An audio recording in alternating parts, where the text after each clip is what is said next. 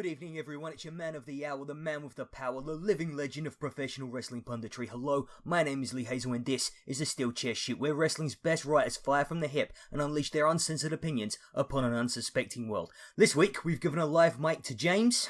Hello there. Our reviews editor, and to our online editor, a new face for, a new voice. Top Rope Tony, Mr. Tony Quant, our online editor. How you doing, sir? Hello, I'm very well, Lee. You? I'm cool, mate, yeah. And anyway, yes, so, this week's topics. These guys are here to lay down the law about No Mercy.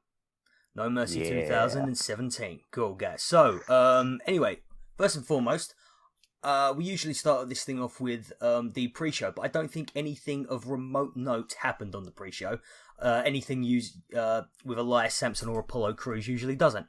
So what did you guys just think generally of the show? Just give us an introduction to how the show went today. Tony, go. Yeah, so I watched the show live, so I actually was pretty impressed with it, to be honest. I wasn't expecting a hell of a lot, although that soon ended as soon as Enzo picked up the win over Neville, and I wasn't too impressed with the main event, but I thought overall it was a decent show. Cool, nice one. And James?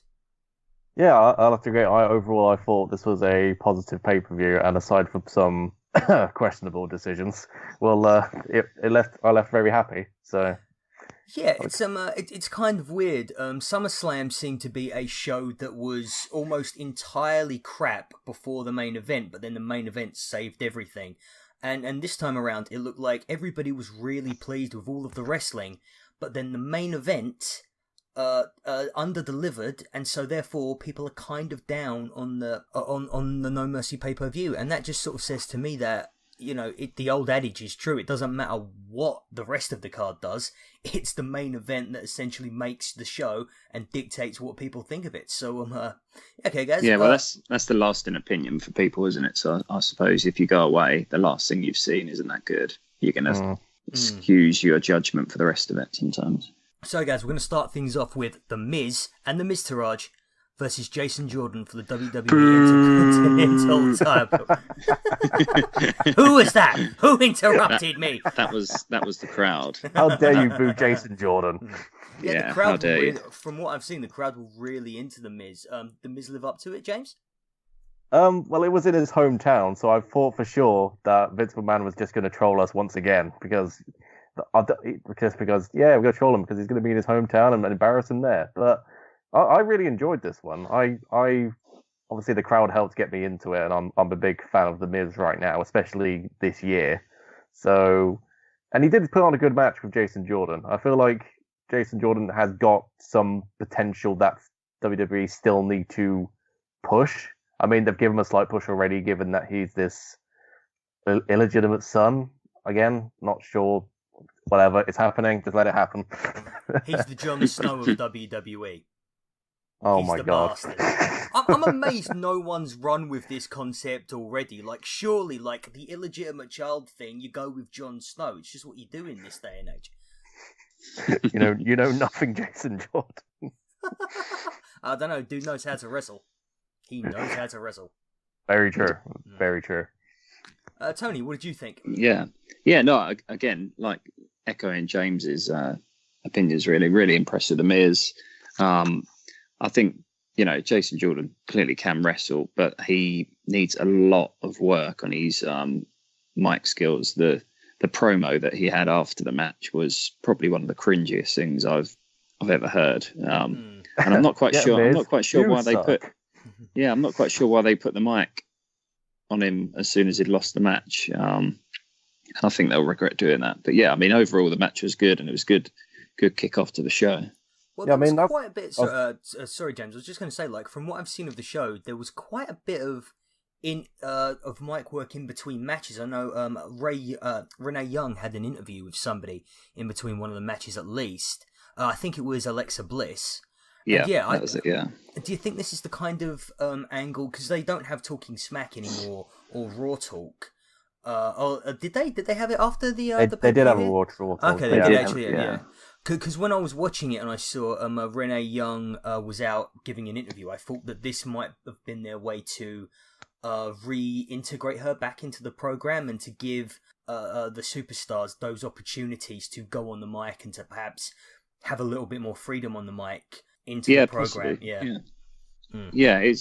It's not bad for an idea, but genuinely you put the guy on the mic who can talk like the Miz. But it was like I said, I think it was a good match to kick off the show. I'm just not sure what they're doing with like Jason Jordan in general at this point, because they put him against Roman Reigns, they put him against John Cena. Did he lose both those matches? He did indeed. But he lost valiantly against, the two big, most overly booked guys in the company, and they all had their like little fist bump and their little hug at the end of both matches. Yeah, but it just seems like they're not really doing much of anything with him.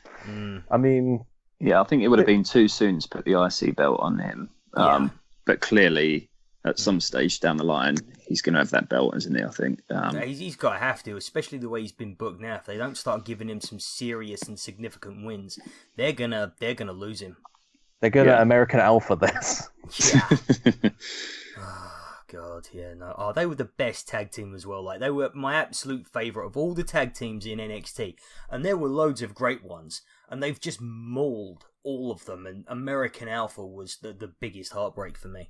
Yeah. Well, Chad Gable's coming along. I think he'll be all right. Yeah, Chad Gable against AJ Styles is something I could literally watch every single week in between now and WrestleMania. Anyway, yeah, right. That's way off topic. This is for yeah.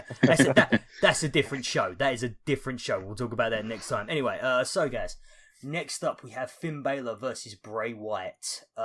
Tony, what did you think? I just hope this is the last time we see these two, because I had no feelings about this match, and Finn Balor is one of my favourites to watch. It just, for me, there was nothing about it, the whole man versus man. To be fair, the match started with good intentions, because I thought, Bray attacking him before the bell, took him out, sort of got him injured a bit. And to be fair, I think it's probably the best match I've seen from Bray Wyatt for quite a while. But still, it was, just above average, I think. And, as soon as Finn Balor come out in his new trunks, you knew he was going to get the win anyway. So I thought his new attire looked boring as hell. I thought it had no personality to it. Like wasn't it just like quite pastel grey? Wasn't it? Yeah. It's like, this is the guy with the best aesthetic look in all of WWE when he's allowed to do it, and they bring him out. Are they trying to make him Conor McGregor? Are they trying to get rid of all of the demon stuff and just repackage him as like Conor McGregor? Is that what they're doing? I really, really hope not. I mean, like just this. I don't get the entire thing of this match, or like the build up to this match was like. Bray was all, you beat me because you were the demon, but now face me because now you're a man. And then he beats him anyway, so now Bray's just not got a leg to bloody stand on. Oh, God. You see, I actually watched this one because I am a huge Bray Wyatt mark. I think when he started, I was like, oh my God, this is the guy who's going to take The Undertaker's crown. This is the guy, like, the guy The Undertaker's going to pass the torch to. Yeah. And I thought he promos at first were absolutely awesome, but then WWE made them do it every single week, which has completely diluted them. He had some of the best gimmick work, the best character work, especially when it was him and Harper and Rowan. It was so great. And then, I think just because of the fact that he was my favourite, the universe has conspired against me to make him the absolute worst booked. The worst booking to the greatest worker I think I've ever seen embodied in one superstar.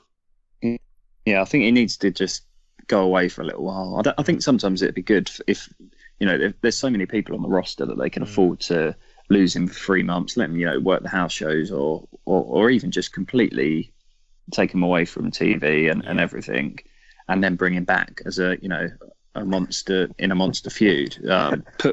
Put Finn with Samoa Joe, who's coming back from injury. I know we've seen it on NXT, but on the main roster, that could give Finn the boost that he probably needs as well. Yeah, they should do is they should let him go away for a bit, put some promos saying he's coming back as Bray Alina. come back out. And then as soon as he comes up the stage, it's like, you're welcome. Now I'm going to go back to Bray now, and then just walks away. Oh, God, no. It didn't work the first time. Second time's a charm.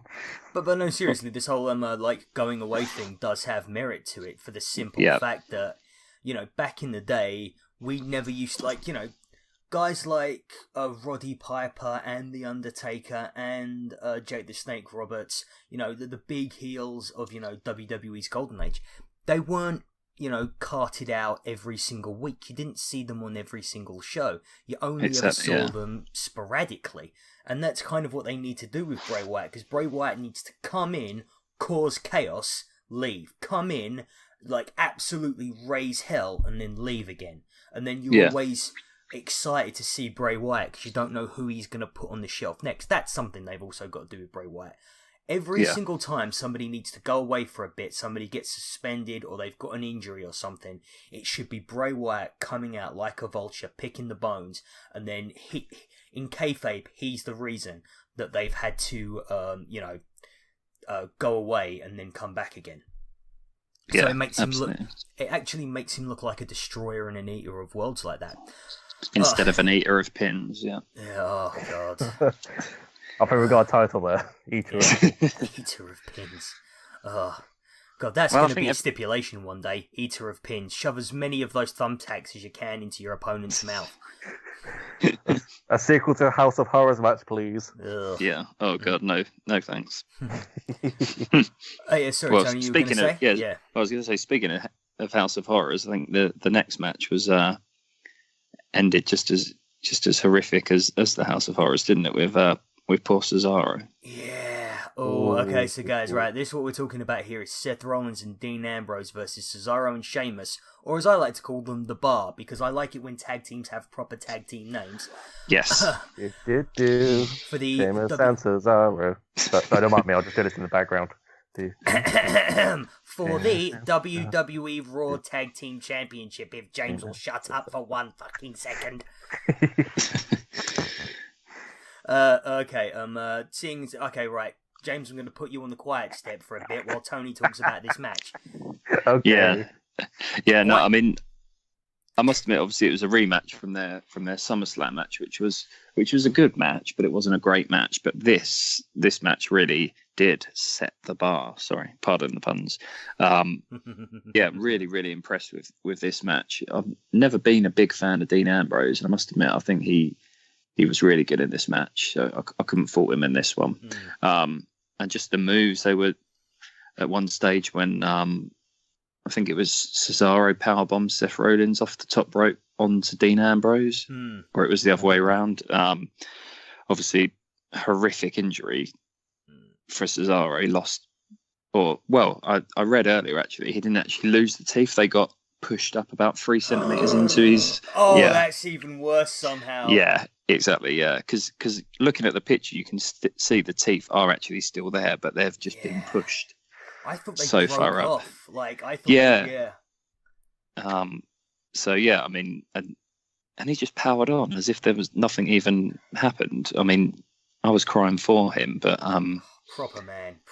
Yeah, proper man. But no, a really, really good probably one of the best WWE tag team matches of the year, I'd say. I know the Usos and the New Day are up there with that, but it was a really good showing from all of them. James, I'm going to take you off the naughty step now. You've had your time. Oh, I'm allowed to talk now, am I? Sheamus and Cesaro. Yeah, let's do it. So yeah, I agree with Tony. I definitely enjoyed this match. This might be match of the night, but then there's another one coming up which I might also be a contender. So I'm not too sure even now. But yeah, definitely some entertaining spots. Props to Cesaro for taking that, because Jesus Christ, all that blood. So much blood in this. Are we still in the PG era? We are. We still PG now? I think you're allowed to bleed as long as you do it accidentally. Vince did.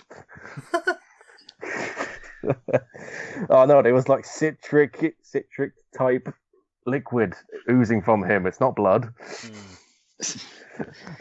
But yeah, definitely left feeling entertained, and I'm still glad that Dean and Seth are still champions. Yeah, it did look like the match definitely looked like it had a lot of pace to it. Yeah, that injury though, oh god, like I just couldn't. Right, moving on. Alexa Bliss versus Bayley, Emma, Nia Jax, and Sasha Banks in a fatal 5-way match for WWE Raw's Women's Championship. James, I'll let you go first on this one. See, this is the other match that I thought may have been match of the night for me, just because I definitely enjoyed it. This was really, really fun. Different little spots in between, a little, what's the word? Just little teamwork going on throughout, especially when teaming up against Nia Jax. Props to Nia Jax as well, because that power bomb from the apron, I think she landed straight on her neck, or at least very, very close to her neck, and I think she almost kneed herself in the face. So, wow, she definitely went through a lot in that one. And I feel like everyone was booked pretty well in that, given that the booking going into this match wasn't exactly the best that they could have done. And yeah, still got Alexa Bliss as champion. I'm not too sold still on Alexa still being champion at this point. I feel like she should have lost it at least a few times by now. But that's just me. I feel like Sasha should still be champion at this point. But that's my opinion. Cool. And Tony? Yeah, no, I mean, another really good match. It was quite short as well. I think it was only just under 10 minutes, which was sort of perfect timing. It let all of the women sort of get in some, decent moves. Yeah, that power bomb to the outside was absolutely insane. And I think that was probably the best I've ever seen of Nia Jax. I know she's had a lot of stick recently online about, being a bigger lady and stuff, but, middle finger up to everyone who's giving that shit, because Absolutely. She proved that she can hang with, all of them. And yeah, I genuinely think that was probably the best outing for her. Emma seemed like a bit of a loose part, if I'm honest with you. I think if it had been a 4-way, it would have made a bit more sense. But yeah, the whole match was really good. Decent spots. I'm a big fan of Alexa Bliss, so I was glad that she won. Where that leads things afterwards, I don't know whether she'll wait for Asuka, because I think that's the next Raw pay-per-view. Yeah, that's definitely the next one. And Asuka's probably going to be the one to take the belt off her. But there was definitely there was the part where Bayley and Sasha Banks were sort of kicking each other to get each other off with the pins and stuff. So whether or not that will lead to a feud between those two, with one of them eventually turning heel. But about bloody time too. Exactly, indeed. Yeah. Yeah, but no, really, yeah, like James said, another really, really strong match and very enjoyable. Okay, cool. Can I quickly say something just in relevance to women's matches in general? I think I told you about this, Lee, before. Oh, okay, yeah, go for it. This is just a general thing to anyone that's listening, but if you go to a women's match and you shout, "Get your tits out," fuck you, go away, we don't want you here. Yeah. That's all I have to say. Oh, Absolutely. I think that was, from the weekend, wasn't it? There was a big incident at Fight Club, I think. And then Fight Club Pro, yeah. Yeah, we won't go any further because, it will make us all angry and we'll end up... but there was a certain individual on the internet who also got yourself banned from Twitter today, which was... that was so gratifying to see. Indeed, yeah. So... I just felt like we need to just make our opinions known, just because... Indeed. I don't want his name mentioned, by the way, guys. I will edit out if you do it, Yeah, no. It's like saying Chris Benoit. Yeah. Oh God, bleep it. He said right. Miss Trenoir. That's it. Yeah. On to the next one. Yep. Okay, so Reigns and Cena. Yeah. So guys, this has been touted by WWE as being a WrestleMania worthy match. Was it? I think it was really good. I think I was not expecting it to be as good. The only thing I wasn't so keen on was the amount of finishes that Roman Reigns kicked out of. I think he probably took 4 or 5, including one off the top rope as well, which should be, the absolute end. And before I forget, the spear that he hit Cena with through the table, and he landed on his head. Oh yeah. Oh Jesus Christ! Oh, He wasn't. Yeah. I genuinely thought that we were going to see a stoppage there. Yeah, because he took the whole brunt of that. But yeah, no, I mean, these two guys are sort of both in a tricky situation, aren't they? And you know, fans don't know whether to boo or cheer them. At the start of the match, they was going crazy for Cena, and he nearly walked out, didn't he? Yeah, which was absolutely brilliant. But when they got into it, I thought it was a really good match. But yeah, the only thing that really brought it down, in my opinion, was Reigns kicking out of the amount of finishes. But I suppose that's done to build him up as, you know, super strong Roman Reigns, who's going to probably beat Brock Lesnar at WrestleMania next year. It felt like a little bit of almost like a kind of fuck you to AJ Styles in a way, because, you know, Styles kicked out of about 2 of them. And so is this their way of making Roman Reigns just look like double what AJ Styles is? You know, because AJ Styles is the guy who keeps getting the big praise and, you know, like all of the big crowd reactions and all the hardcore fans absolutely love him. Is this WWE's way of trying to make people think that 2 of AJ Styles equals 1 Roman Reigns? James?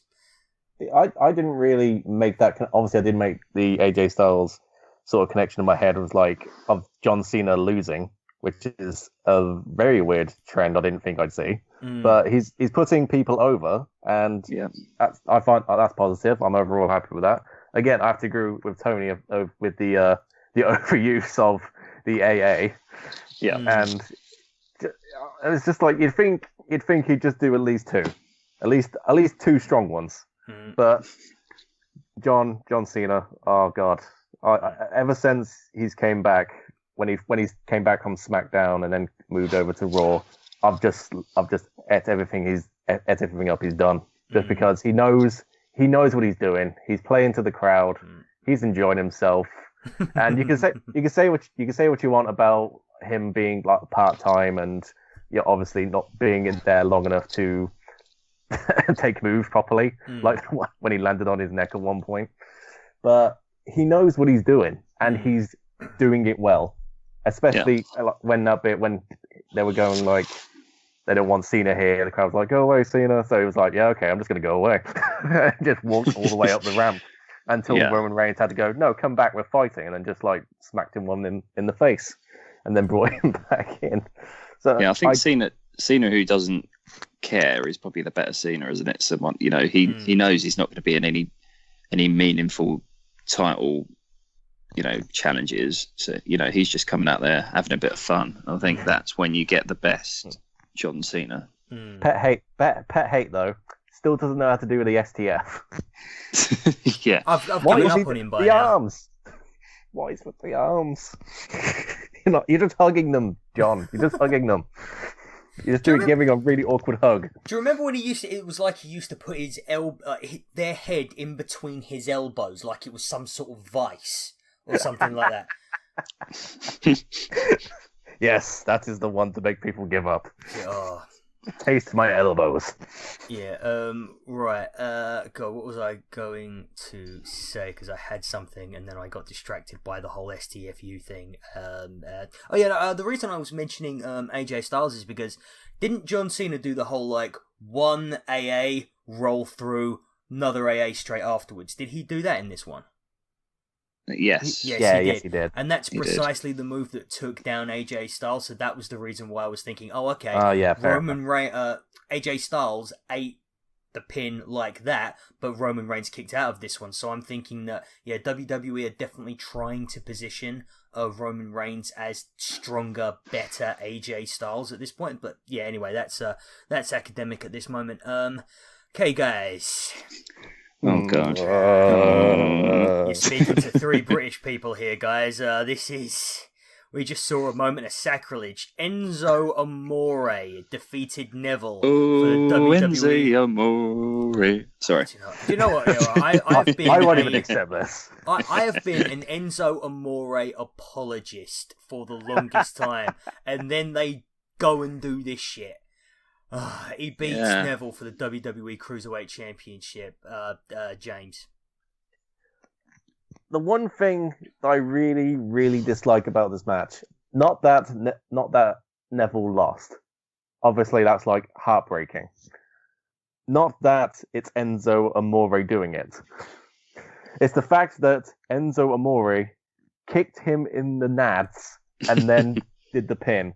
What is Enzo a heel now? Is this what it is now? Because I thought we positioned Neville perfectly as this monster heel, and now we've got this. Oh, he's a bit of a dick. Kicked him in the dick and then pinned him like a dick. Well, WWE like have recently been doing this whole like new kind of heel thing and like new kind of face thing where Brock Lesnar is a contemptible swine of a man. Like, you look at his face. Like, you can't get behind that face. You can't, like, feel good about cheering that guy on. But a lot of people do, because he's positioned as a babyface, despite the fact that he's clearly a little shit. And it's the same thing. A big shit. Speaking of little shit. Yeah. Figuratively speaking. Anyway, yeah. So, like, Neville's kind of the same way now, in which he's going to be a complete, like, morally and, like, representatively. Like, he carries himself like an absolute arsehole. But we're going to cheer for him just because he's kicking the crap out of Enzo Amore. And that's what WWE kind of wants right now, is for them to, like, okay, Enzo Amore is money, so they need him in a position where he's powerful and he's getting belts and stuff. But they also want people to rein in his ego a bit by cheering when he gets his teeth kicked in. Tony? Yeah, I mean, I must admit, on reflection, I'm not as shocked that he actually won as I was last night. And, he's argued, as much as we all love Neville, Enzo will bring more eyes to the cruiserweight division than Neville would. I think that's just a fact, isn't it? It might not. He's not the best wrestler. We know that, but he speaks on the mic. Exactly. So you can kind of understand where they put it. I wasn't as annoyed about him losing this than when Neville dropped the title a few weeks ago to Akira, Oh yeah. Akira yeah, Tozawa, which, I mean, that was the most irrelevant piece of booking I've ever known, because he won it back the next night. So Well, it kind of... sorry about that, mate. Well, I think what's going on there was the same thing they did with the New Day. Because people always say, in this day and age, this guy was a 2-time or a 3-time champion. It's an easier way of elevating a person's... status as a champ, but as a champ, by saying, oh, this guy was 2-time or 3-time, rather than saying, oh, this guy held it for a year, or this guy held it for 400 days, or something like that. So I think that was basically why it was, so that Neville could be the first 2-time champ, whereas everybody else has only been it once. Yeah. But I mean, the match itself, it was okay, wasn't it? I mean, Neville never really has an awful match. And I must admit, the DDT that Enzo hit off that top rope, that was pretty impressive. Yeah, I'll give him that. I actually think he's underrated as an in-ring performer. I'm sorry, but I do. I think he's okay. Well, I think the problem is we've never really seen him, have we? Because he's always, been in the team, or if he's wrestling against Cass, he's not going to get any offense off, is he? So now he's in with guys who are the same size. We might actually get to see a bit more of him. You'd like to think that him, being the champion of that division, he's going to put everything into the matches now. He's not just going to be, farting around and playing silly buggers. But I have a bar right now. I have a bar set for him. The bar set so far is a Hornswoggle. If he goes over that bar, I'll be impressed. But what was the Beetlejuice outfit about as well? Yeah, I was like, is he trying to be a referee? Is that what? And then got poop emoji on his butt because poop's funny. But I mean, it was what it was, wasn't it? Okay, guys. One little thing that I was going to say. We've not really seen an awful lot of Enzo wrestle, yeah. Yeah. So, can anyone tell me what his finishing move is? Kick to the nuts. It is now, yeah. Considering I think that's the only legitimate wrestling move he's ever actually won a match with. If anything, it should be that DDT.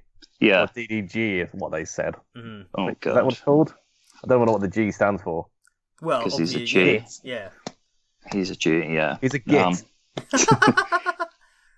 Yeah, no, that's the correct answer there. That is what Wikipedia now classes as his finishing move. Well done, James. Thank you. Win a pert slap on the bottom. Oh God, thanks. Okay, guys. Anybody else have any opinions about the cruiserweight match before we move on to the main event? No, it just has to be No. better than Hornswoggle.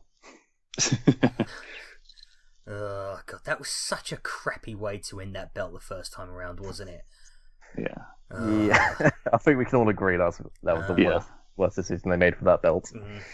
Okay, guys, and so the last match of the night, the match which I cannot believe people are disappointed in because I don't know what everyone was expecting in the first place.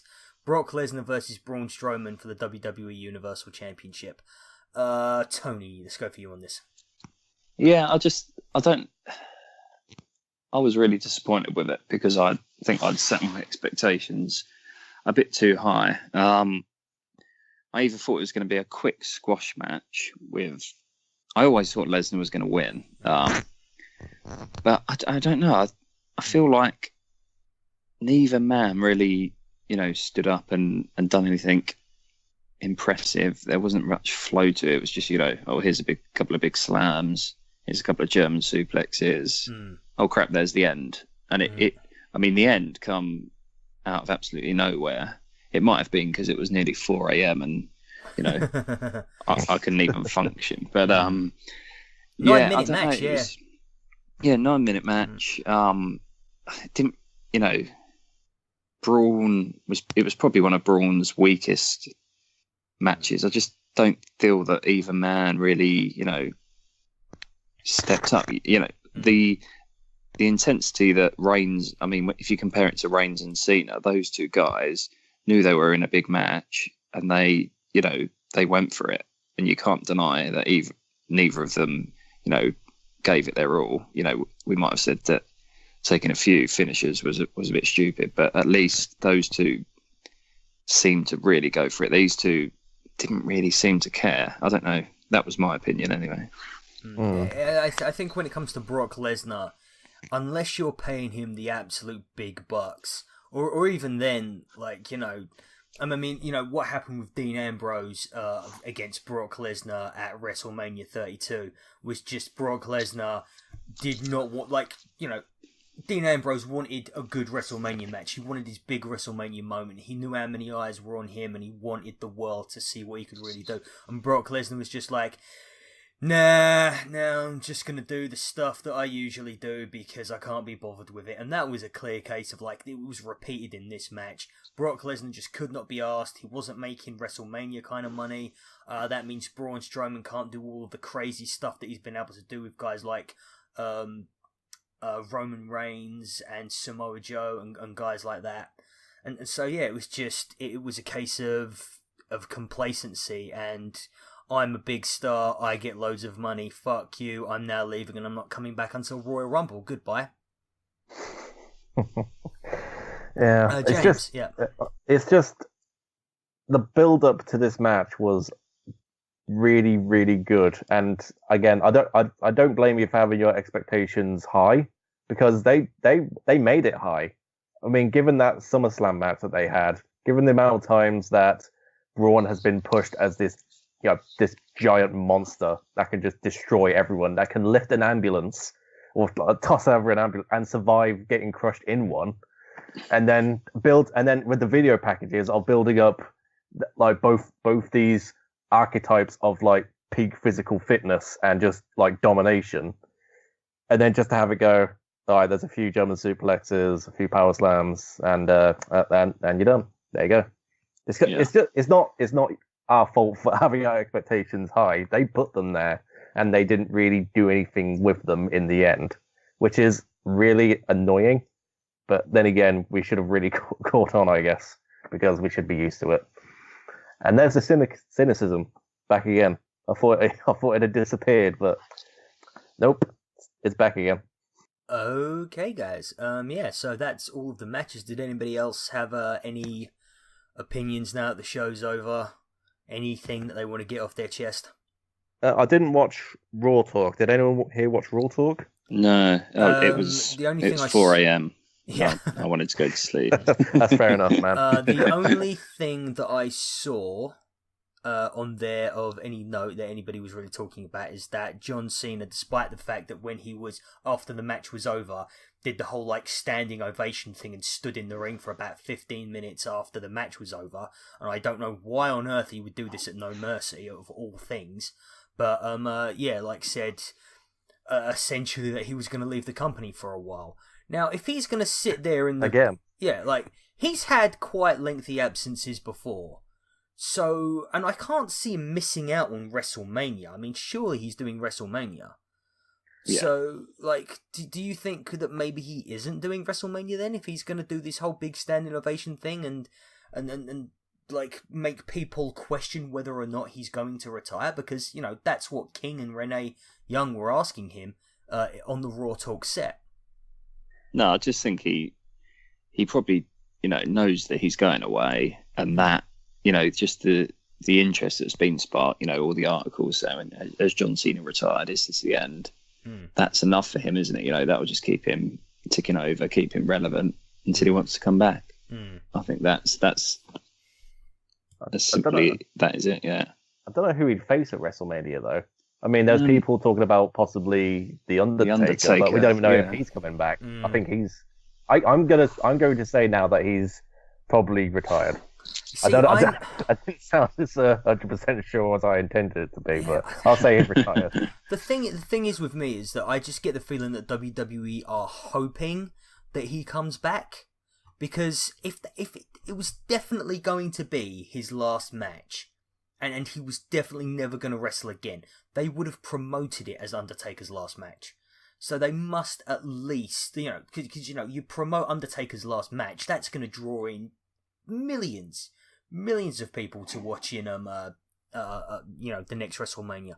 So I'm just thinking that maybe they've always got the hope that he's going to just come back for one more time. Yeah, and if not, you could, I'm sure Goldberg's knocking around. Didn't he say something like he just he hated his time when he came back?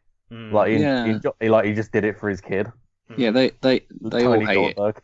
They all hate it until the check's in front of them, though, don't they? I think so. If they, if they didn't have someone for Cena and they wanted Goldberg, they would get Goldberg, wouldn't they? I think, and that's wrestled for a collective 10 minutes. Yeah, but I don't know. Yeah, I think it's definitely not the last we've seen of John Cena. Right, there you have it, folks. That was a SteelChair shoot. Thank you for listening to all of our ramblings, and please don't forget to like, to subscribe, to share, and to comment if you agree or if you disagree. Check out the mag at issue.com/SteelChair. That's ISSUU.com/SteelChair, where you can find all of our back issues, and you can catch us all on Twitter at SteelChair Mag. You can catch Tony at Top Rope Tony. And you can catch James at James RT101. And you can catch me at Fight Like a Cow. Thank you guys, and I'll see you all next time.